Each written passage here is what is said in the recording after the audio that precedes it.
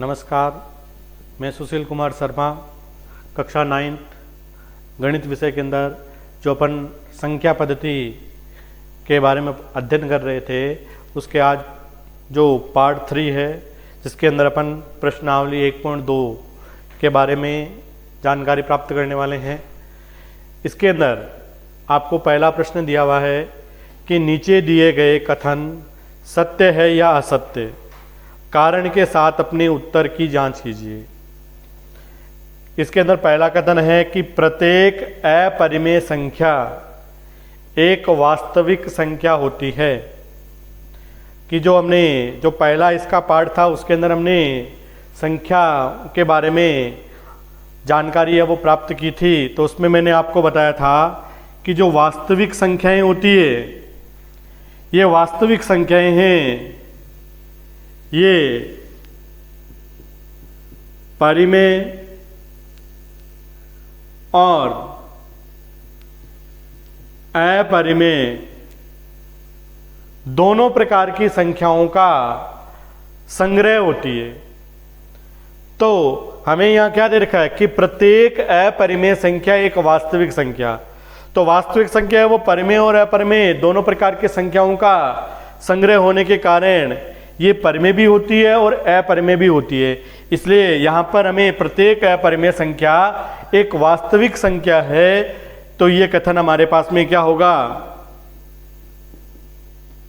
इसका जो हल आएगा वो हमारे पास में सत्य होगा।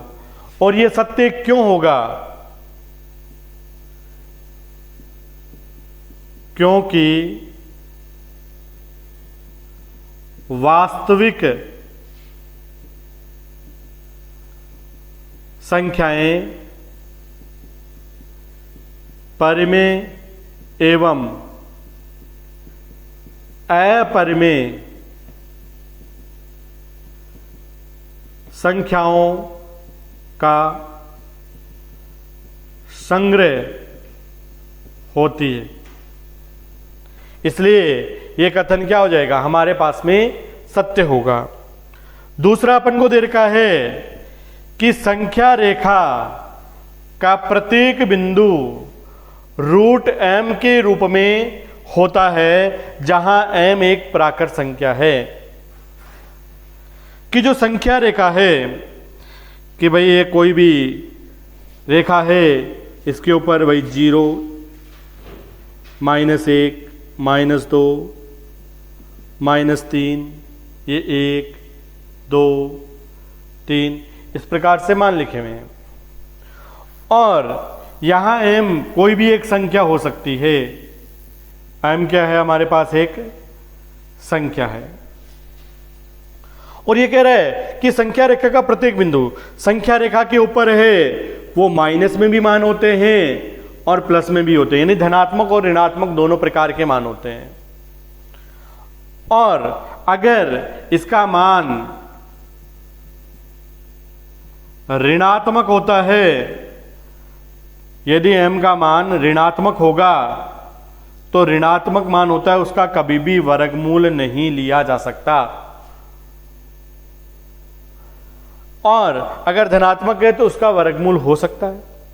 इसलिए ये जो कथन हमारे पास में दे रखा है कि संख्या रेखा का प्रत्येक बिंदु रूट m के रूप में होता है जहां m एक प्राकृत संख्या है, तो यहां पर ये संख्या रेखा के ऊपर धनात्मक मान भी होते हैं और ऋणात्मक मान भी होते हैं, और जो ऋणात्मक मान होते हैं उनका कभी भी वर्गमूल नहीं लिया जा सकता। इसलिए ये कथन जो होगा वो क्या होगा, इसका हल आएगा वो क्या आएगा, असत्य होगा। तीसरा हमारे पास दे रखा है कि प्रत्येक वास्तविक संख्या एक परिमेय संख्या होती है। हमने जो इसका पहला कथन था उसके अंदर भी पढ़ा है कि प्रत्येक वास्तविक संख्या, जो वास्तविक संख्याएं होती है ये परिमेय और अपरिमेय दोनों प्रकार की होती है। जो वास्तविक संख्याएं होती है वो परिमेय और अपरिमेय दोनों प्रकार की होती है, लेकिन अपन को यहां क्या देगा कि प्रत्येक वास्तविक संख्या एक अपरिमेय संख्या होती है, तो केवल एक अपरिमेय संख्या नहीं होती है, वो परिमेय संख्या भी होती है। इसलिए ये कथन भी क्या होगा, असत्य होगा। अब इसके अंदर प्रश्न संख्या है 2 कि क्या सभी धनात्मक पूर्णांकों के वर्ग अपरिमेय होते हैं? कि कोई भी धनात्मक पूर्णांक हो सकता है, पूर्णांक हो सकते हैं, वो धनात्मक भी होते हैं, ऋणात्मक भी होते हैं, लेकिन अपन को यहां पर किसकी बात करनी है? केवल धनात्मक पूर्णांकों की बात करनी है। और सभी धनात्मक पूर्णांक, जितने भी धनात्मक पूर्णांक होते हैं उनके वर्गमूल अपरिमेय होते हैं। यदि नहीं तो एक ऐसी संख्या का वर्गमूल का उदाहरण, भाई अपन ने मान लीजिए एक उदाहरण है भाई √16 है, ये √16 है, ये 16 है, वो एक परिमेय संख्या भी है क्योंकि इसको मैं 16/1 के रूप में लिख सकता हूं। और इसका मैं अगर वर्गमूल निकालता हूं तो वो 4 आता है या 4/1, और ये क्या है, एक परिमेय संख्या होती है। तो यहां पर क्या कह रहा है कि सभी धनात्मक पूर्णांकों के वर्गमूल अपरिमेय होते हैं। यहां तो हमारे पास में क्या आ रहा है, परिमेय आ रहा है। इसका मतलब क्या होगा कि सभी धनात्मक पूर्णांकों के वर्गमूल अपरिमेय नहीं होते।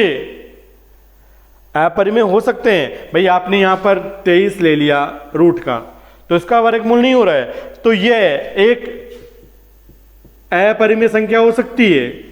लेकिन अगर √16 लिया तो उसका क्या होगा, हमारे पास में वर्गमूल 4 आता है जो एक परिमेय संख्या होती है। तो सभी धनात्मक पूर्णांकों के वर्गमूल हैं वो अपरिमेय नहीं होते।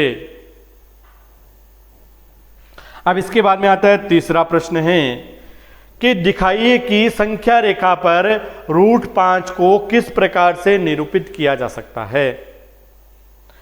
कि किसी भी संख्या रेखा के ऊपर जो √5 है, तो अपन इसके अंदर क्या करते हैं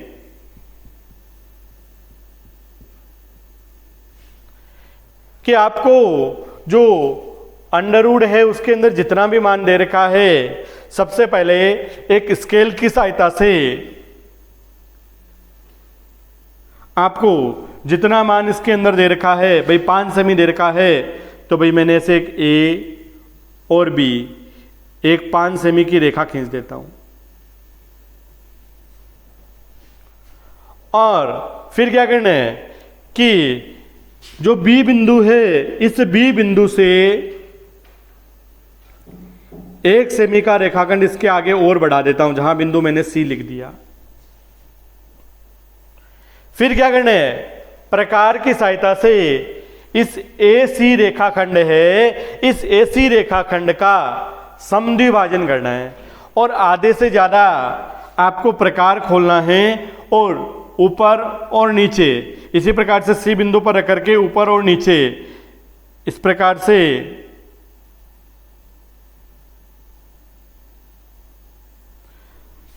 चाप काट करके इसका समद्विभाजन करना है। और जहां पर इसका समद्विभाजन होता है वहां पर कोई भी बिंदु मैंने नाम लिख दिया, भाई मान लीजिए O बिंदु है,